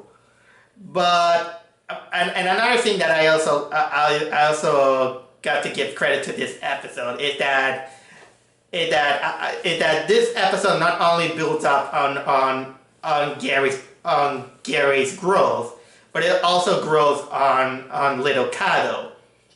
So much that Little Cato became one of my favorite characters on the series. He's basically technically like this kid with a rebellious streak going through the loss of his father, and the relationship between him and Gary is really cute. I absolutely love the friendship between Little Cato and Gary. They during the first couple of episodes, you can tell that they began to have kind of like a bond, like big brother and little brother, and it's cute. I really love the relationship that they had, and I'm actually really glad when they managed to rescue Avocado, but when they lose him again by his possession by Invictus. Little Cato really goes to technically a rebellious streak, just like Gary had, so much that Gary decides to fill up that hole by adopting him. And it still really shows that both care for each other, and their relationship is, again, amazingly cute. Oh yeah, although one of the things that this season does also is that it kind of loses a little bit the focus on Mooncake. Mooncake kind of became a little bit on the sidelines, except when the plot needs it. But still, it has its little moments in which, in the couple of episodes, Mooncake begins to feel the depression that he feels useless now that he lost his powers due to the events of the first season. And then we get to know a little bit more of why Gary has this fondness to mooncake because it reminded him of his pet. Of course, we also have to get to know also some of the new characters. Clarence technically wasn't exactly a new character. He only appears on the second episode of the first season, but he became a prominent character. You can tell that he is basically the asshole of the team. He's greedy. He's greedy. He's full of himself. He's not exactly a good person. He's a con artist, and this person you technically hate him easily, but he still helps out once in a while.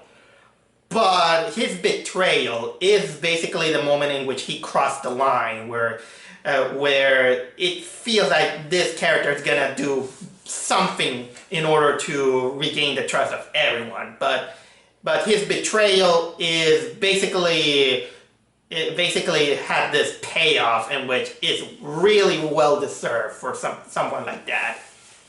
The other new likable characters are of course Clary's adopted children, Ash and Fox.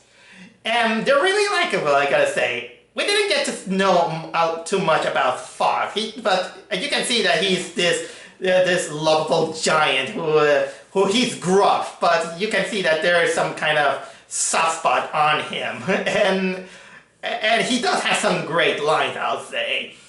Although, yeah, he does have a little bit of kind of like a rivalry with Little Kato, but it didn't explore too much. And Ash, she does develop herself in her own episode where she has to confront her hometown and of course her powers, in which it is thanks to her new friends and especially Nightfall, in order to use her powers of rage in order to use it for good. These characters technically started off as being Clarence's underling, but as the series progressed, you can see them warm up to Gary in one way or another. So basically, this is most of the main cast that I have to say. Oh yeah, and there's of course Ava, who I don't need to tell much about it. She's the main AI of the new ship, the Crimson Light, and she does have a little bit of a kind of like a rivalry with Hugh, and of course she at first she only listened mostly to Clarence, but she also begins to warm up to Gary and the others. Another thing that the biggest thing about this episode is that this is mostly the quest of 5 keys in order to free Barlow, in which he has the power to open final space in order to free Quinn from being trapped in this horrible place. And no joke, when you think about it, being stranded in space is still a horrible way to die, or die slowly, and I can understand the desperation of Gary to save her, and going through all these bumps and all that. There's technically not many prominent villains in this episode. Lord Commander is basically dead now, except for that he appears in some flashbacks and a Back to the Past episode. But the biggest villains of this season is first of all Todd. He didn't have so many episodes, but he's basically the total opposite of Gary. He's a guy who lost his family, and he has this vendetta against Gary, thinking that he's the one who is responsible for the death of planet Earth. Even though Gary tried. And he's despicable. But more despicable is, of course, the other villain, which is Cheryl Goodspeed, Gary's mother. She showed up being a despicable villain as a mother and a con artist. Kind of a little bit overpowered, I'll say. And during most of the time, you hate her guts, you hate how she has this blind hatred for Gary when most of it is her fault. She tries to avoid the responsibility of a mother.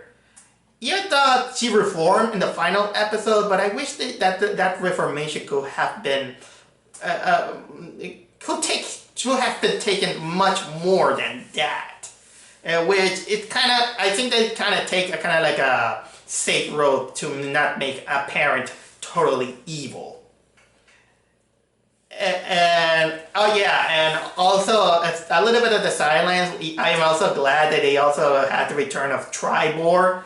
This guy kind of hilarious in many ways. You get to know him a little bit better, and he's likable. He appears more than the previous season. So anyway, I think that as story-wise progress, Season 2 is an improvement, and thanks for the growth of the characters.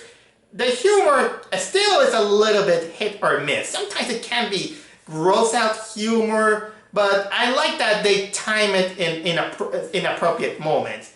Well, not all the time, but that I will leave it to Kevin.